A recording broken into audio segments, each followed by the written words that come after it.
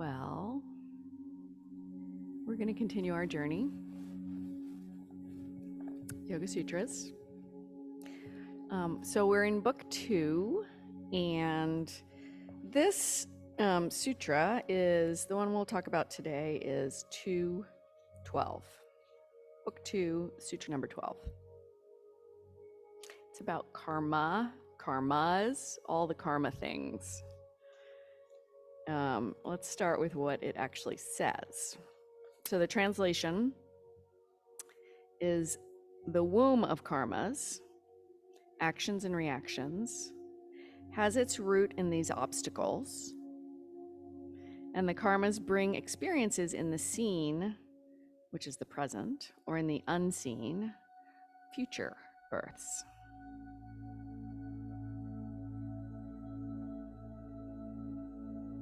Karmas come from the kleshas. So karmas come from the obstacles: ego, ignorance, attachment, aversion, fear of death. So we've got these things that create reactions in us, and sometimes those reactions create karmas.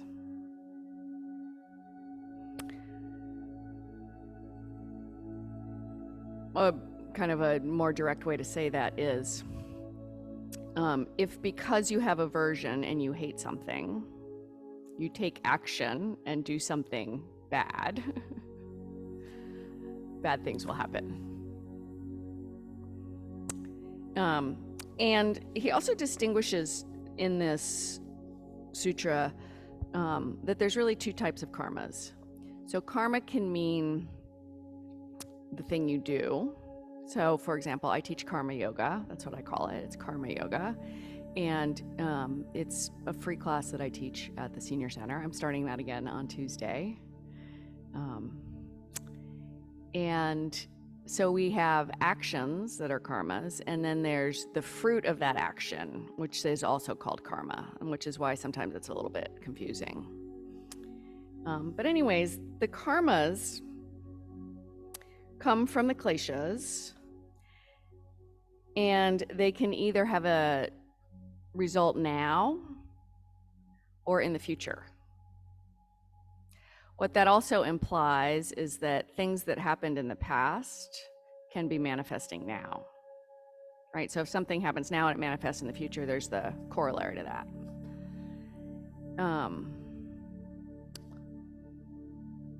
So this gets it a little bit into reincarnation, or it can get into reincarnation, which is something that, we may or may not understand or believe in our Western point of view. So my aim isn't to really debate reincarnation, whether or not that really exists, but to open up some inquiry around how our actions or our past actions impact us and what we can do about it.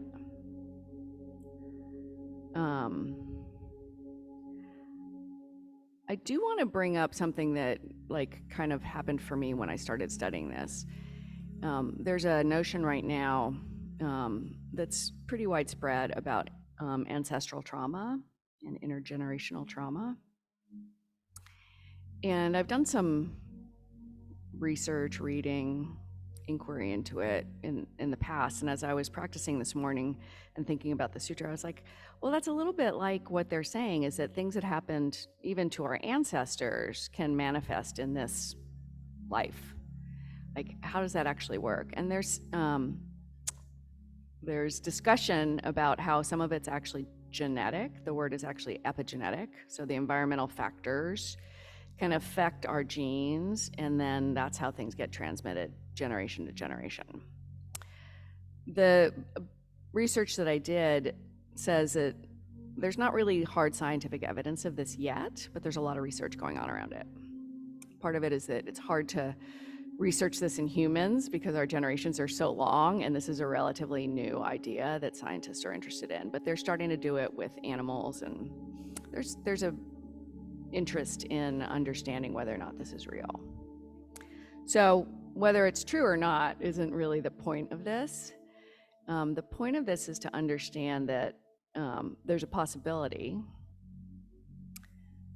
that part of what we experience is a result of something that happened in the past.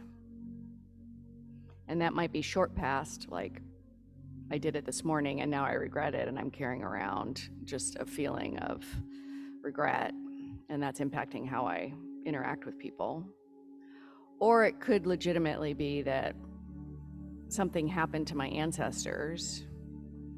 Maybe genetically I carry that and I behave and act as a result of that.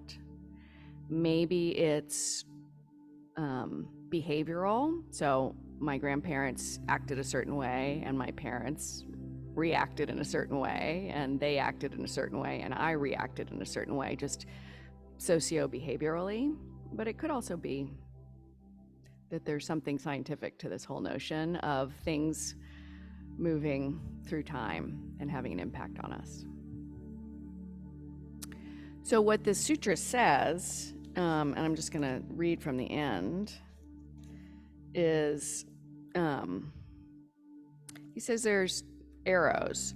The first arrow, when it's released, well, I'm going to stop actually with this metaphor, and I'm going to say this very simply. You create karma with all of your actions all day long. That's what the sutra says. And you have control over your actions if you're mindful and aware.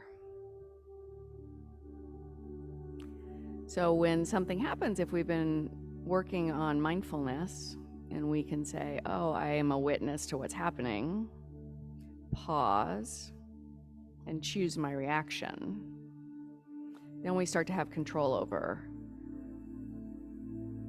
the results of karma.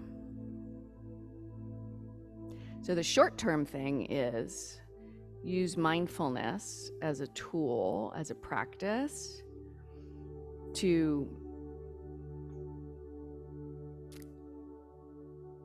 create enough of a pause that our actions are on purpose and directed.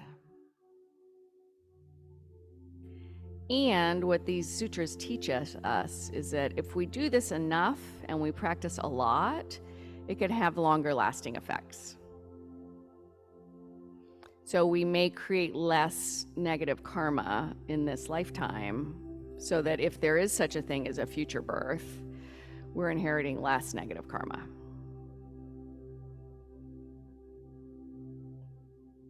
I mean, I feel like in all of these things, if it's true, you might as well be working on it. And if it's not true, oh well.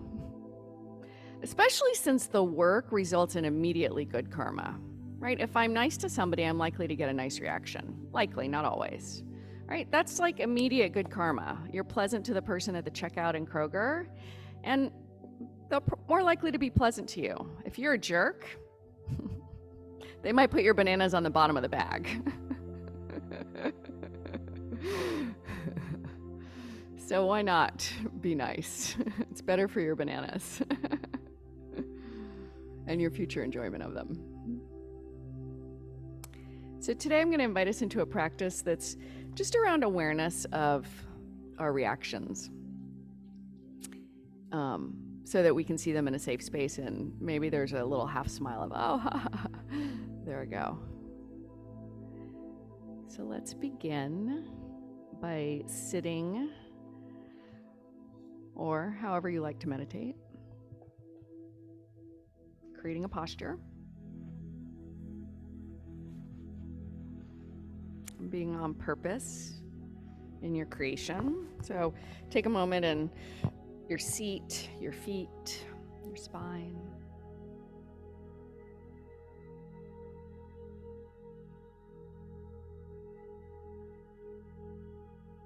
Take a couple of breaths when you've settled into your space.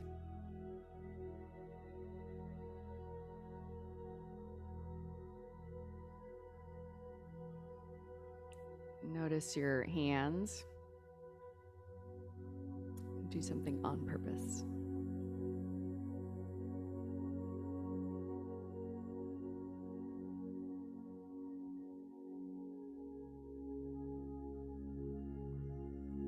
Anchor into your breath.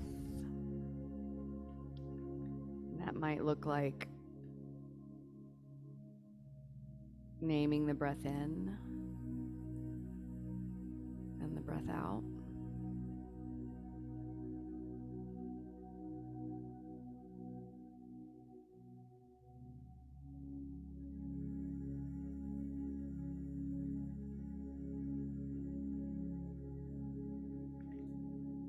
Noticing your breath in your body. You might notice the movement of your chest or your belly.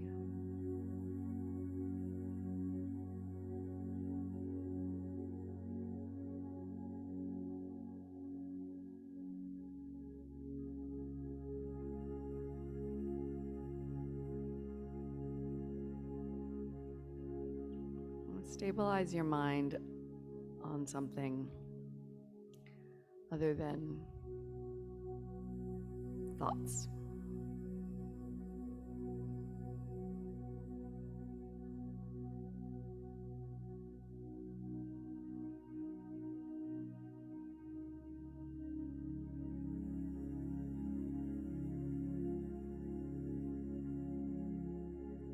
And notice any physical gripping in your body. So if there's a kind of tension or a tightness,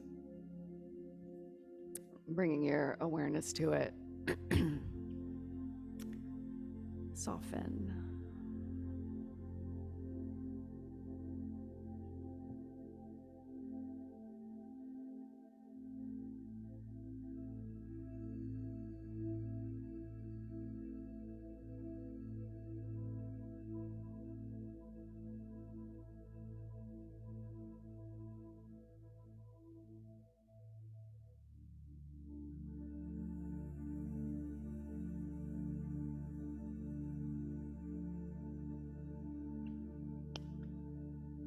For the practice today, I'm going to say something, a word or words, intended to create a reaction as a practice. And the work is to start with the physical awareness. So when I offer a word or a phrase, allow it in and watch what happens to your body physically. So it might be a smile,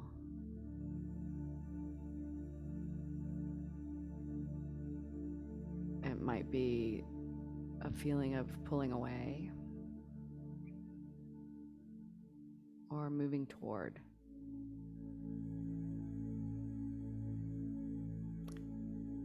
The practice is to just allow yourself to see your reaction, whether it's clinging or aversion.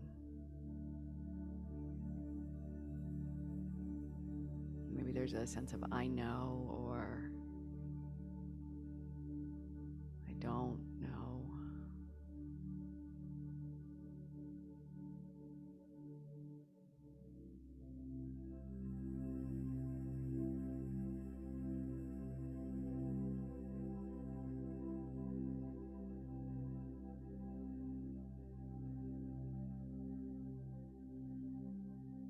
Puppy dog.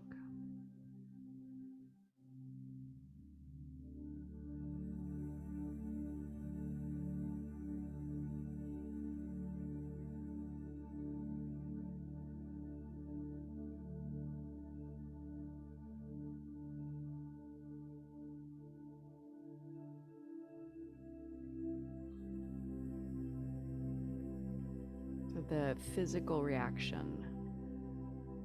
Is there an elevation or a withering?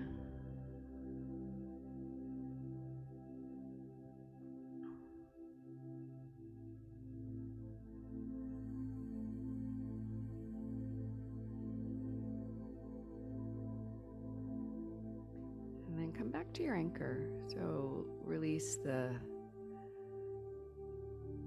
mind from the object and bring your body back to a neutral state.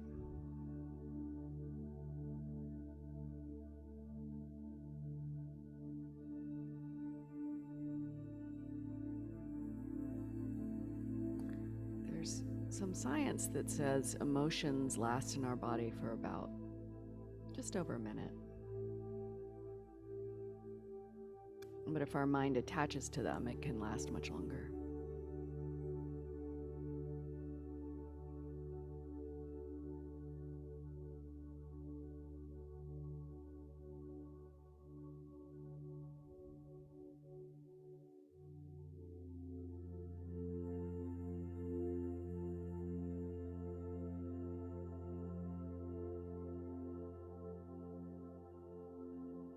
Picture yourself crawling through a very tight cave.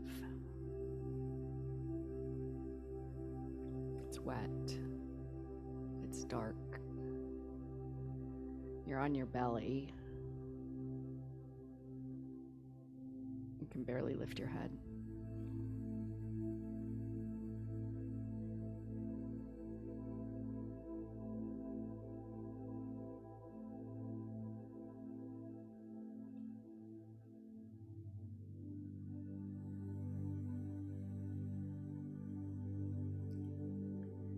Notice if your mouth or your hands react, even the subtle inner feeling.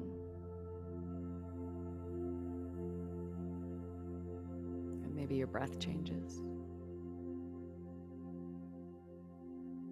And start as a witness without trying to stop it. Just allow yourself to see it.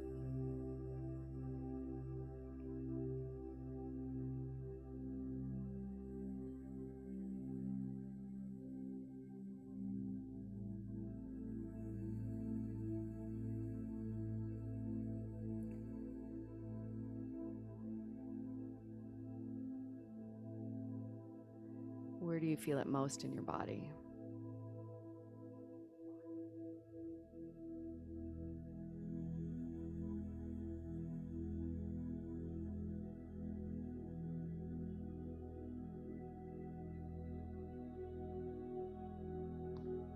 For some people, there's adrenaline, there's like adventure. For some people, there's fear. How does it feel in your body?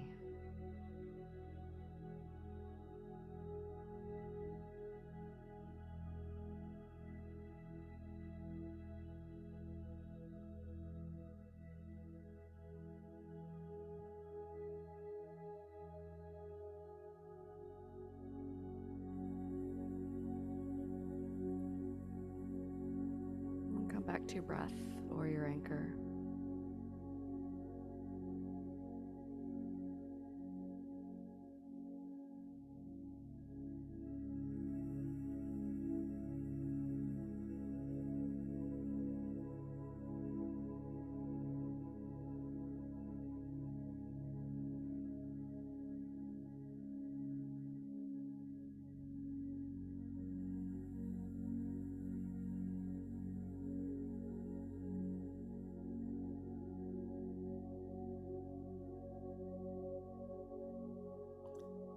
Now picture an owlet, a baby owl.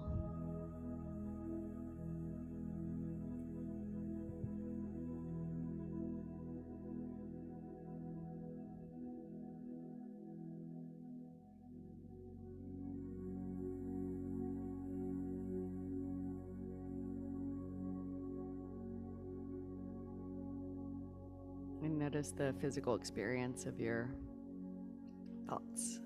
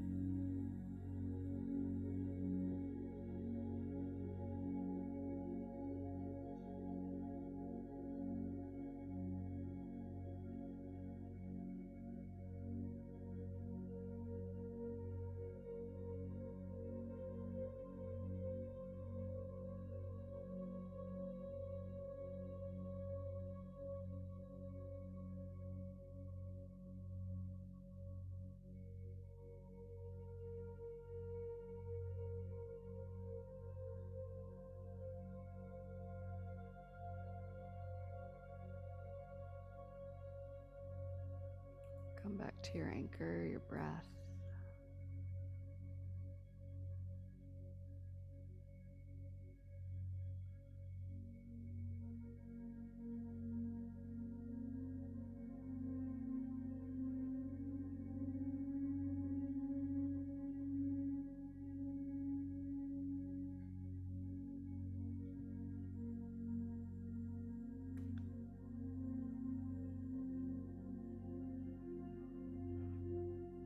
I haven't been able to watch Game of Thrones, but if you have or have not, I think this will bring something up.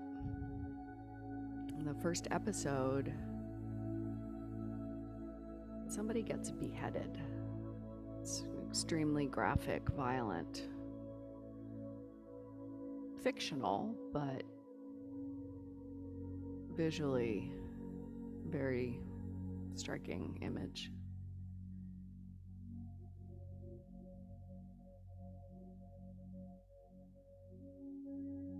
Notice what comes up and stay where you are. When I tried to watch it, I got up and left the room. Just stay where you are, and even in your mind's eye, imagining something that violent. What comes up?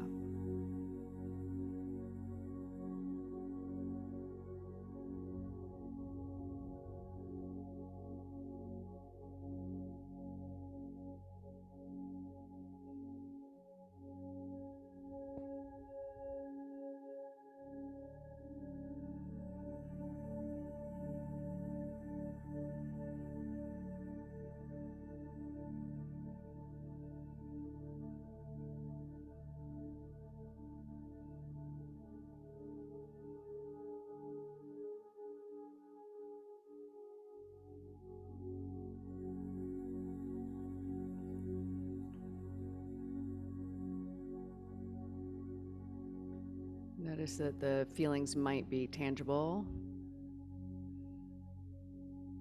and they're driven by your thoughts.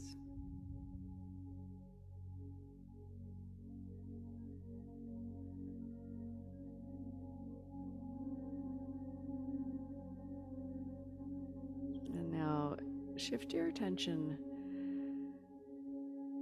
to your favorite place. So maybe you're on the coast or in the mountains, or there's a special place that generates a feeling of joy and ease.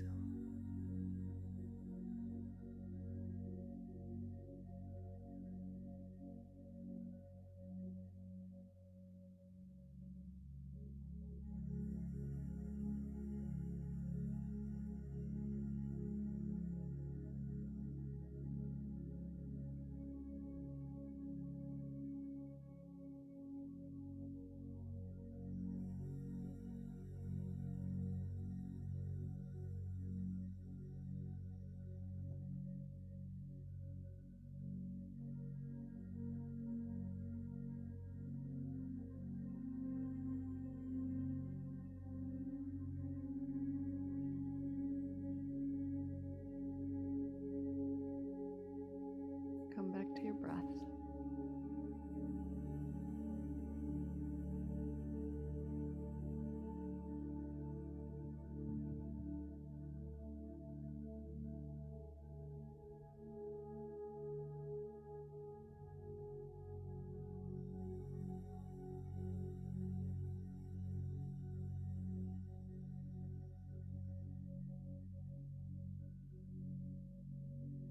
And take a deeper breath.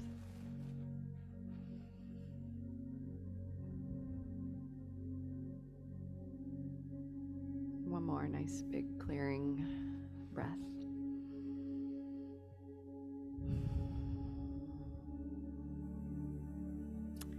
And open your eyes.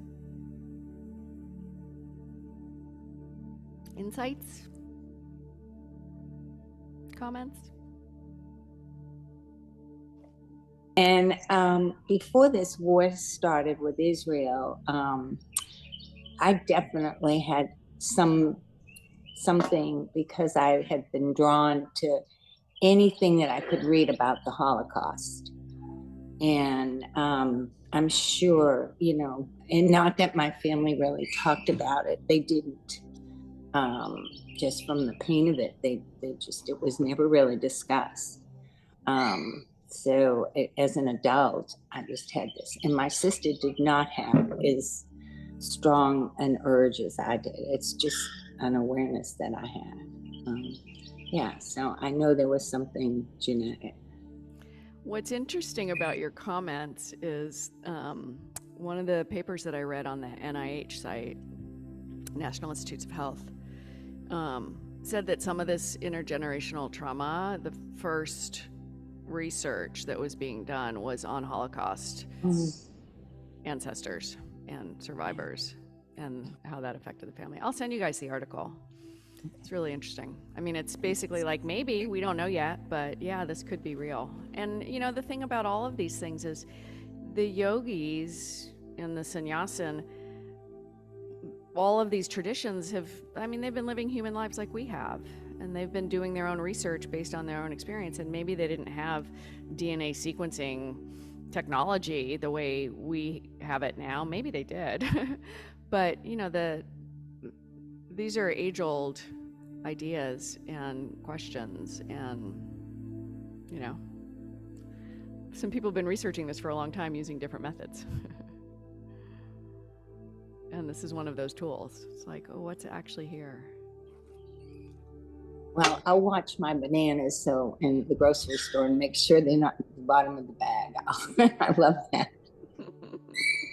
Can I make one little correction, tiny correction here? With the thing that Kate's been talking about with the epigenetics, that really does not change any DNA. Epigenetics means on top of the genes. So it may change how they're expressed, but it doesn't mess with your actual DNA. Thank you. Just the biologist here chiming in. And a better picture of the owlets. There they are. Oh, look at that. They're just fluff balls at this point. And there's one egg left to hatch. I love it. Anybody else?